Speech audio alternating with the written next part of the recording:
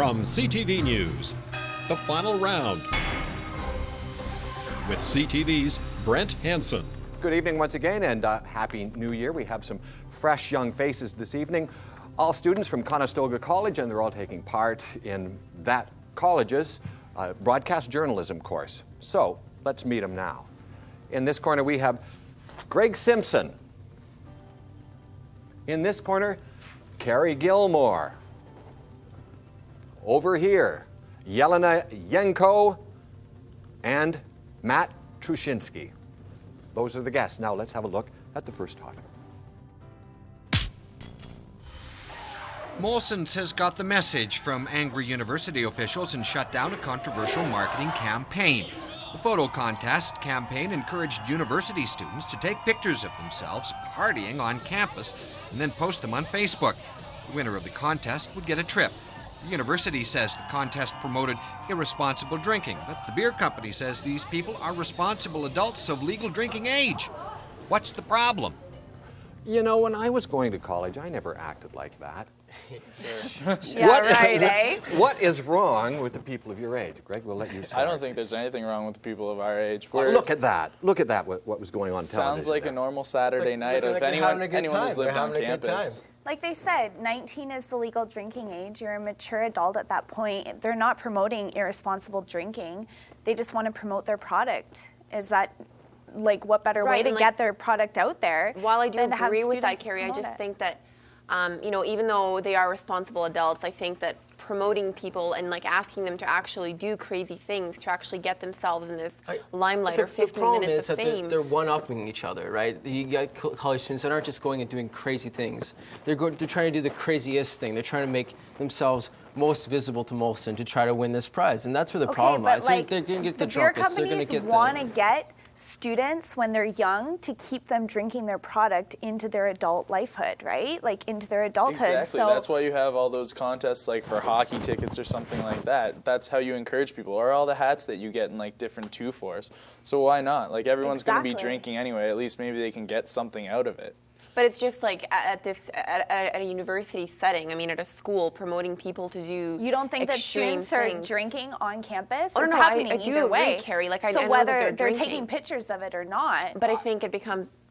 Why can't they promote their product? Well, I mean, it becomes a contest of people doing things that might potentially be dangerous to their own well-being. That's a good point. I mean, you know, the students are drinking enough as it is. I mean, all the complaints that we get from Waterloo of the students from the universities up there once the bars let out and out on the streets, and you know, it's not very nice. What you don't need is a company saying, "Yeah, do it more." But you're responsible for yourself. You have to be the responsible adult that chooses how crazy you want to go. I think that's the very point. It works in an ideal world, in ideal circumstances, but the fact of the matter is some of these kids are going to university at 17, not even legal drinking age yet. So they're can't not able, drink. Yeah, but they do.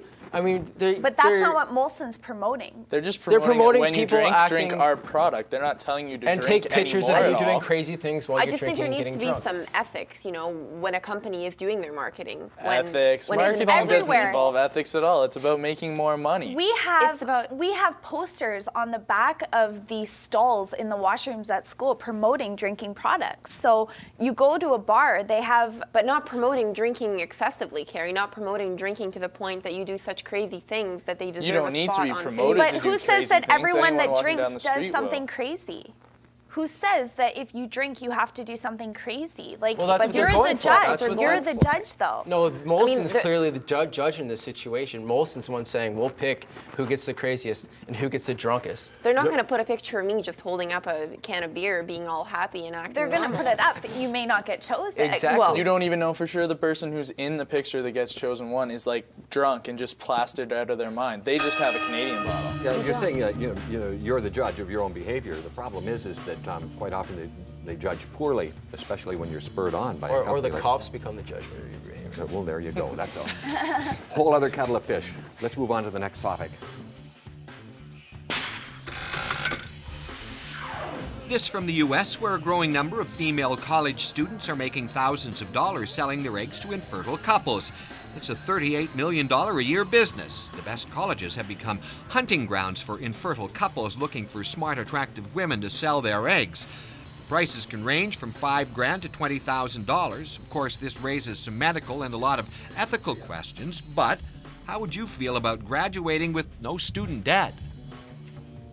Carrie, what about it? A deal, eh?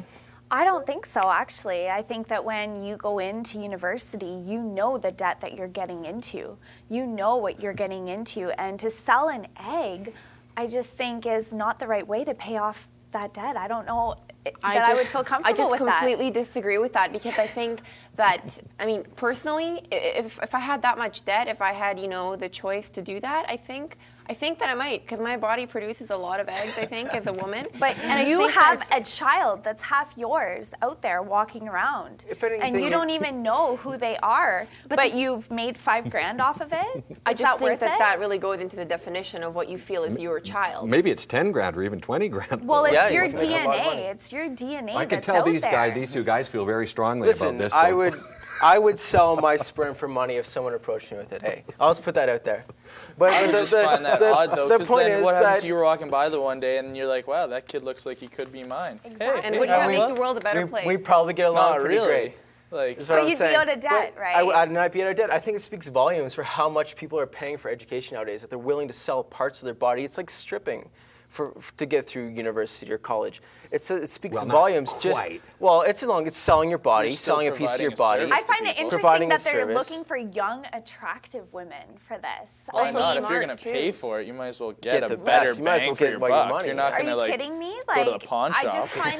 I just find that to be so unusual that you would put yourself out there for a couple that you don't even know and give them. Well, it's not very unusual because they're doing it a lot. But I mean, Jelena? it's just that you get to pick what your child looks like. All you're getting is DNA. You're not getting the child's thought or their ethics. That's something that you teach them. Obviously, you're going to pick somebody whose mother is intelligent, who's Well, not only that, but I think they're kind of viewing this as a win-win situation. The young woman gets $15,000, $20,000 to help pay off her school tuition, and the parents get a child out of the deal. What could be wrong with that? There's not a lot wrong with it. And if they're paying that much money, at least the child's going to be brought up with having a better chance at a stronger life. They're not being brought into an impoverished family. They can go ahead and spend that much money just to get the egg. They're going to be able to provide for the child as they grow up. Your reaction? I like the idea, personally. Well, I mean, like I said before, it speaks volumes about just how far debt people are getting. Who's to say that they're going to use the money to pay off education, though? Who's to say that they're not going to go out and get a new car? I sold my egg and I got a new Mercedes. Who says students use OSAP to pay for their education? You know what I mean? Emergency bursaries, who are actually using that for their books or something like that they have to buy. They could be going out to buy Christmas presents. I'm completely against this. I think it's wrong. I don't know why money is more important than a piece of you, a part of you. Well, you're willing to sell a part of you for $5,000 or $10,000 in a young profession, down $40,000. I mean, if you can alleviate some of that going in, though. You know that. That's why you know that you're going to there's have debt. plans for you when you finish school. There's plans to pay off your debt. Not enough plans. Plans like selling your eggs. I think we could go on and discuss this for quite a while, but we can't because we have to take a break. We'll be back with more of the final round right after this.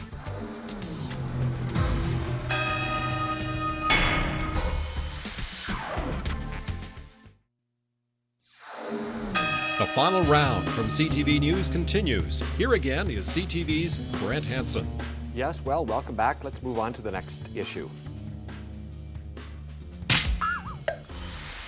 It used to be everyone went to church. In the 50s, about 70% of Canadians went regularly. Today, it's barely 20%. Young people just aren't going. They say church, no matter what the faith, has lost its relevancy. And besides, with school and work and the internet and sports and yada, yada, yada, there just isn't time for church. Pro-religionists say we're raising a generation of lost souls and that youth today is actually searching for meaning. Maybe if church wasn't so boring, kids would go. What do you think? Has religion lost its luster? If it ever really did have any luster. Jelena, what do you think? Well, I think, Brent, that starting at a very young age right now, children start getting part-time jobs, which end up being on Sundays, and church, is the usual Sunday morning going to church time. Is that the world's smallest violin player? I just hear excuses when people are saying they're not going. Ultimately, if you don't believe in what it is that you're attending, you're not going to attend, but you could come up with any number of reasons, just like there's a church service every day in almost every single type of faith. You can't just say that, oh, I'm busy Sundays, so that's why I'm not going. Where's religion got us nowadays? Like, where are we with religion in the world? We're at war. We're, opposing views. So I don't know. I'm one of those kids. I was brought up with no religion, so I've never gone to church. Church attendance is on the decline, and I personally like that. Because I think that everyone, gone are the days where you're a conservative because your parents are conservative. You're a Christian because your parents are a Christian. I'm glad that those days are gone. I want people out there looking for their own religious views. I want people out there, Are you an deciding for atheist or themselves. an agnostic? I'm an atheist, yes. Are you? Okay, terrific. Well, continue Something on. to admit, but I'm just saying that, I was raised Catholic, went to Catholic high schools, Catholic elementary schools, and I went out there and I did my own research and went with what made sense to me. And where has that got you, having that religion in your life? It doesn't, I don't feel as it affected me at all. But the point is that if more people were to go out and do their own search and find out what they actually believe instead of just doing I completely agree with you, Matt, and I think that it's the point of your parents allowing you to grow up believing in what you do believe, and maybe if what you believe in isn't one religion in particular, then it's okay to walk around and not go to church and still believe in something, anything. I don't know. I mean, I don't think that religion necessarily plays an important part in who you are as a person. No. A lot of people define who they are by their religion, and I find that to be It may not be the biggest thing for everyone, but as it still plays a part in your life, in your lifestyle, whether you're going with a religion or going against a particular religion. A lot of people use that as their justification. That's where it becomes a problem. Why do you have to going choose? religion. Why do you have to choose one religion? Like, I'm not saying you have to choose one, but it's a huge part of it. But even taking little parts of that, of certain religions, that still means religion is an aspect in your life. Even people who say, I have no religious views at all, well, where does that come from? Sometimes, like Matt said, it comes from his own research and what you've learned. Other times it comes from your parents. If the whole world had no religion? No, not at all. It would not frighten me at all. I think Brent. it would be a better place if there was no religion. I think look at the conflict would be Conservatives avoided. just lost their election because they wanted to bring faith-based education into schools, and that didn't fly. Like, I don't think that religion is what it used to be. I think that's how most Canadians feel too. If you look, like I said, people just aren't going. I mean, it's lost its relevancy. The holes that religion used to fill as far as explaining things can be filled with. So it would be fine with you if, within 50 years or 2 generations or something like that, all the churches just closed down and we had no religion? I wouldn't agree with that. We could use them for like hostels. Yeah, I think it would be great. You could put homeless people. I'd like we to could keep put this homeless, discussion going too, but we have to take a break. We'll be back right after this.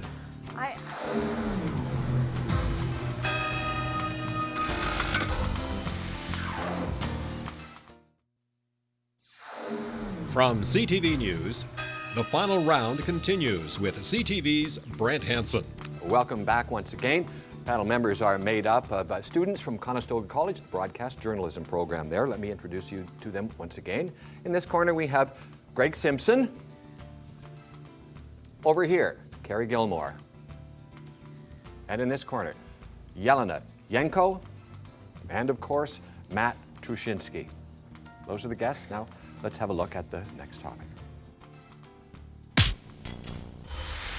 So far, American Army deserters have had little luck convincing Canadian courts they should be allowed to stay here. Jeremy Hinsman, seen here as one, the U.S. Marine deserted a couple of years ago after being disillusioned while fighting in Iraq. Like a score or more of U.S. deserters in Canada, he joined the Marines for the pageantry, fun, and adventure. And then, what do you mean? I have to fight too? He and others say the war in Iraq is illegal, immoral, and they don't want any part of it. So far, we've said tough. Go back home and either fight or go to jail. So the question, are we being reasonable? Are we being reasonable? Are we being fair? I know a lot of people join the Army because they get a good education and then are shocked when they find out that, oh my gosh, you might have to go to Iraq or Afghanistan even. What do you say? No, I'm sorry, it's yours. Matt, you go. You feel this one? Okay. First of all, I think it's ironic that these people are going to the cause of fighting for freedom, and they're going to liberate people and give them freedom. Yet they have their own freedom taken away when they sign up and get into the army. You know that signing up, though. Hold on, but do these guys really know? Hold do they on. know that they have to, when they get the assignment to fly over and drop bombs and potentially kill civilians or something like that, that's not what they signed up for in good conscience. Yes, you're signing up to fight for your country. Okay, stop, Carrie, go. You're signing up to fight for your country. You know going in what war is, okay? This is not the first war that but what if that has war is ever illegal? happened, What if that okay? war is immoral? Are you not allowed to make that decision as a person? That you can really know about unless you actually experience it. No matter how many people tell you how war was and how it is and what went on, you still can't actually grasp it until you see a person dying, a civilian, you know, and you know that you've taken that life. So send them back to, you know, Yeah, figure they that out signed for up themselves. for it. They have to honor this contract. Otherwise, what does it matter what they believe in later on? Because clearly they're just flipping the coin as to what's going to save their own tail. We need people to fight for our countries. Like, we need people to go to war, and we can't have them coming Okay, back. Carrie, stop. Okay, go. So they're pawns. These guys are pawns, right? They don't get their own choice. They don't get their own mindset. They don't get to, you know, choose what they believe in. They sign up. They're pawns. Send them out. If they get killed, whatever. If they're killing, they've been led on from when they were young. And a lot of people, yeah, they are taught early on that one of the greatest things you could ever do is fight for your country. And in some cases, it'll be decades upon decades of generations in your family that fought for it. And I think it also has to do with the fact that, you know, if your father or your grandfather fought in a war, it might be, you know, a big thing in your family, like a trophy for you to go and fight in a war, and you feel pressured. Well, let's talk about this specific war. You guys are just talking about wars. This is a specific war that's been declared illegal. You know, it's highly immoral, but from a lot of standpoints. I mean, we have to take a look at the fact that this war, they're talking about Iraq, right? They're not just saying we don't want to go to war. They don't want to go to this war. We don't believe in the cause of this war. We don't believe in the president's decision he made to go to this war. But you can't just pull out after what we've already done. I know a couple people who have just recently joined the reserves, and he's ready to go if that's the need be, if he's called on to go. Because you can't just suddenly go, oh, our bad, let's pull out. Just kind of leave it at that. You still have to do something. People's lives are at stake. Well, why can't you go our bad? People's lives were at stake when you jumped into the situation in the first place. You can't just suddenly go like, oh, let's hit redo. But at least if it's something that Why you believe is it our in. responsibility as Canadians to take these people on? It's not our Are we the responsibility. pushovers that have to accept all of these deserters coming to Canada? Like, Yeah. why is it us Good. that... Carrie, you brought us back to the point, and that is the point. You know, should we allow them in and allow them to stay? Go for that one. Why not? I mean, we have refugees from all other countries. To me, these people are refugees. They're people that their country wants them to go die for causes that they don't believe in. They're refugees. You know, if every soldier, man or woman, said, no, I don't want to fight, that would make it very difficult to have a war. So, I can agree with you, but obviously, if you say I'm join up to fight, then I guess you have to. Let's move on to the next topic, please. A great breakthrough in fetus development or gender selection. This new test, available for about $250 in the United States, has become very popular. It will tell you the gender of your child a couple of weeks after conception. Yay, some people say. Now parents can know the sex of their fetus as early as possible. Boo, say others. It'll give them a reason to abort the fetus if it's the wrong sex. Come to think of it, there is no real reason to know the sex of a fetus that early. Then why is this product flying off shelves? Jelena, why don't you start? Why do you think it's just flying off the shelves? Well, I mean, on one side, I think it's great to know the sex of your baby and, to be able to prepare for it, because I think people are so busy nowadays that the earlier you know, the more time you have to prepare. But I think that it's on the other side, I would say it's terrible to actually put it on the market just because of the fact that a lot of people might abuse it. If you're just preparing, though, really it's just choosing between whether or not they get pink clothes or blue clothes, really, for their room. Like, you should be excited with the fact that you're having a child, not whether it's going to be a girl or a boy. Well, and then there's the hockey skates, the baseball bat, and the gloves. Oh, yeah, because, all the toddlers are into it. That they're saying that this could be a reason for people to abort the fetus if they know that they did not want that sex of the baby. Like, how can you be in support of something like this? And I'm not saying that everyone's going to abuse it that way, but I'm saying that if there's a potential for that, what's the purpose of having this product on the market? Well, and I think the thing to think about there, too, is there's a lot of cultures where having a male child is favored over having a female child. And you know, societies like that, where if they can assure themselves that they are going to have a male child, that's where it becomes dangerous. Why do you need to know the sex of your baby People are so curious. early on? Like, why do people go online to look up all this stuff about their favorite athletes? Like, does it really matter if you know whether Tom Brady is dating this supermodel or that supermodel? People are naturally inquisitive, so this is just something else that we can get our hands on earlier. We're in the age of information being at our fingertips, so people want to know that stuff ahead of time. I mean, personally for myself, I mean, I'm just an impatient person. Would I like to know one day when I, you know, maybe have a child, that it's a girl or a boy right away? I would. But I know that I'm the kind of person that would not abuse it. But do you see the I other do side agree of with this, you, Carrie. where people are going to be aborting fetuses because they don't want that particular sex? Like, if we know that there's a possibility for this to be abused, why would we take that chance? There's a potential for abuse for a lot of things. This could be a tool for parents to be able to know what they're doing, right? To be able to plan ahead, far ahead. So you're the planning child. to have a pink crib, like Greg said? Like, Why not? that's all Well, you're why not? planning I mean, for? Well, why You know, do you need people to like to plan go that? by- Can't you do it after the baby comes, or does the crib really need to be color specific? Is that going to kill them if But you have it's to a boy understand that who's this got is a brown one? This is like a big time in somebody's life when they're having their first child. They want to have everything ready. It's a special time of your life, I would think, where you would want to be ready for something that's When coming. do parents ever have everything completely ready? I'm 21. My parents still don't have everything ready. Granted, it's nice that I'm back at the house, get free food and stuff, but nobody ever is completely ready for anything. Okay, very good discussion. We are going to take a short break. When we come back, we'll give away a little money. We'll see you in a moment.